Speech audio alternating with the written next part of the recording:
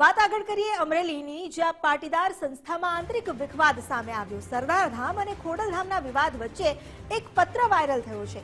અમરેલીના અગ્રણી ગોપાલ વસ્તપરાનો આ પત્ર છે, જે વાયરલ થતા ખળભળાટ મચી ગયો।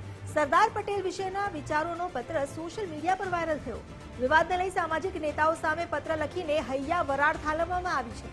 છોટે સરદારના નામથી જાણીતા ગોપાલભાઈએ હૈયા વરાળ ઠાલવી। સમાજની મોટી મોટી વાતો કરતા આગેવાનોથી સમાજ ત્રસ્ત છે। તેમણે પત્રમાં એ રજૂઆત કરી, સમાજને જરૂર પડવા પર હકીકતમાં કોઈ નથી દેખાતું। વધુ જાણકારી આપી રહ્યા છે સંવાદદાતા ફારૂક કાદરીજી। ફારૂક,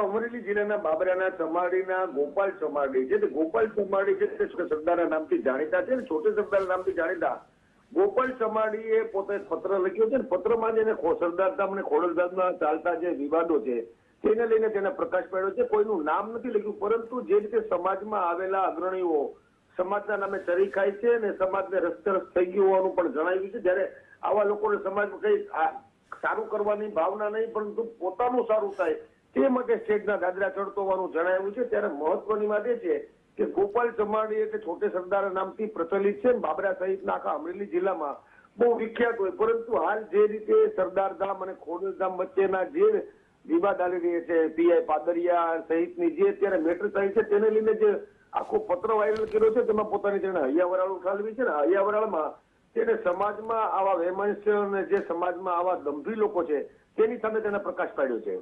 જી, આભાર આપનો જાણકારી આપવા માટે। સરદાર બે નામને લઈને, બે સંસ્થાના નામને લઈને પાટીદારોમાં જે વિવાદ વધી રહ્યો છે તેને લઈને તેમણે પોતાની વ્યથા ઠાલવી છે।